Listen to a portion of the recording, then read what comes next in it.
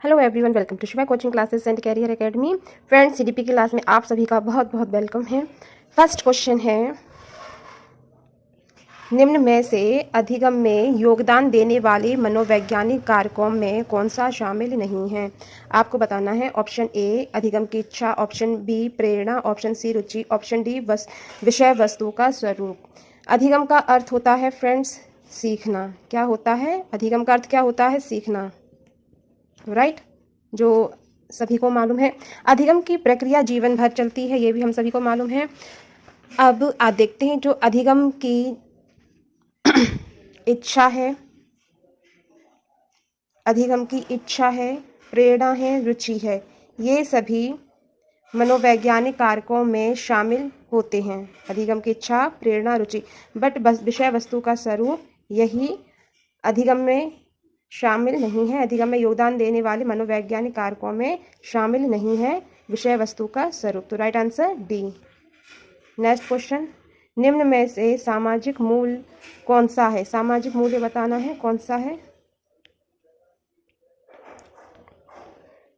Option A है सहायता परक व्यवहार, ऑप्शन बी प्राथमिक लक्ष्य, ऑप्शन सी मूल प्रवृत्ति, या ऑप्शन डी आक्रामकता की आवश्यकता। आक्रामकता की आवश्यकता। सामाजिक मूल्य कौन सा है? निम्न में से सामाजिक मूल्य कौन सा है? जो सामाजिक मूल्य है वो है सहायता परक व्यवहार। क्या है? सहायता परक व्यवहार। जो जब एक व्यक्ति दूसरे व्यक्ति को संकट में देखता है, तो जो परिस्थिति में देखता है, संकट भरी परिस्थिति में देखता है, तो दूसरा व्यक्ति जो संकट में व्यक्ति है उसकी मदद करता है। तो यहाँ पे क्या होता है? सहायता परक व्यवहार उत्पन्न होता है संकट की अवस्था में, राइट। तो ये क्या है? सामाजिक मूल्य है। क्या है? सामाजिक मूल्य, सहायता परक व्यवहार। नेक्स्ट क्वेश्चन, पश्च अन्वेषण तथा साधन साक्ष्य विश्लेषण निम्न में से किसके उदाहरण हैं? पश्च अन्वेषण तथा साधन साक्ष्य विश्लेषण निम्न में से किसके उदाहरण है? ऑप्शन ए स्वतः शोध, option B algorithm, option C मानसिक वृत्ति, ऑप्शन डी प्रकार्यात्मक स्थिरता।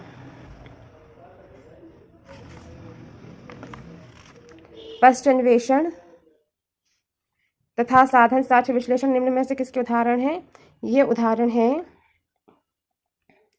स्वतः शोध के। किसके उदाहरण हैं? स्वतः शोध के। पश्च अन्वेषण तथा साधन साक्ष्य विश्लेषण स्वतः शोध के उदाहरण हैं। नेक्स्ट क्वेश्चन, सीखने के वक्र अभ्यास द्वारा सीखने की मात्रा, गति और प्रगति की सीमा को ग्राफ पर प्रदर्शित करते हैं। ये किसने कहा है? सीखने का वक्र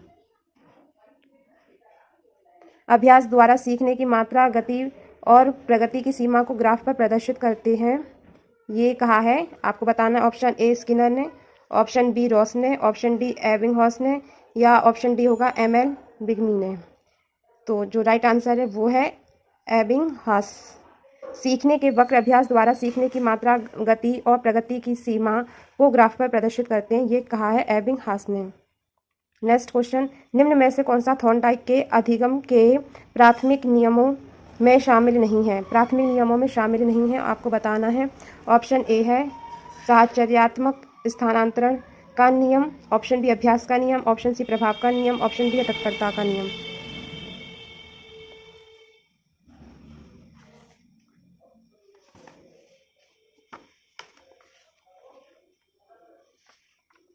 थॉर्नडाइक के अधिगम के प्राथमिक नियमों में शामिल नहीं है, राइट आंसर है साहचर्यात्मक स्थानांतरण का नियम। नेक्स्ट क्वेश्चन, अनुकूलित अनुक्रिया सिद्धांत किसके अनुकूलन पर बल देता है? अनुकूलित अनुक्रिया सिद्धांत किसके अनुकूलन पर बल देता है? ऑप्शन ए तर्क पर, ऑप्शन बी व्यवहार पर, ऑप्शन सी चिंतन पर, ऑप्शन डी अभिप्रेरणा पर। अनुकूलित अनुक्रिया सिद्धांत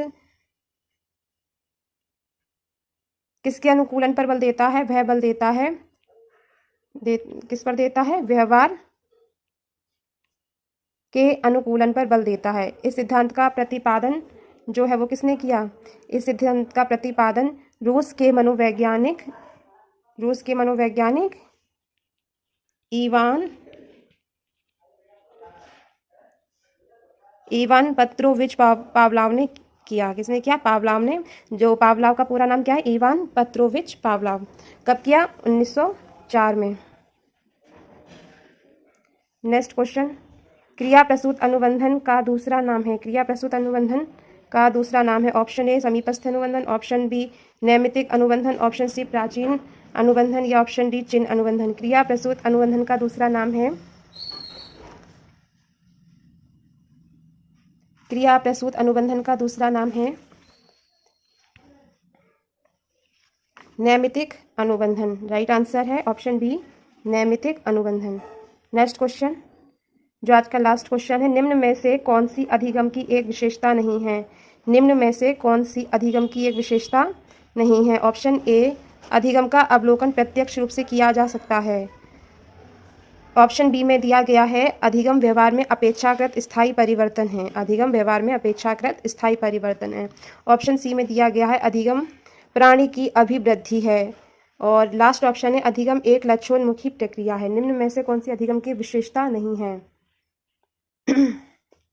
आपका राइट आंसर है, इस क्वेश्चन का जो राइट आंसर है वो है ऑप्शन ए अधिगम का अवलोकन प्रत्यक्ष रूप से किया जा सकता है। यह विशेषता नहीं है। अधिगम लगातार क्या है? चलने वाली प्रक्रिया है। अधिगम लगातार चलने वाली प्रक्रिया है। राइट। अधिगम व्यवहार में अपेक्षाकृत स्थायी परिवर्तन है। अधिगम प्राणी की अभिवृद्धि है। अधिगम एक लक्ष्योन्मुखी प्रक्रिया है। अधिगम एक सार्वभौमिक क्या है? प्रक्रिया है।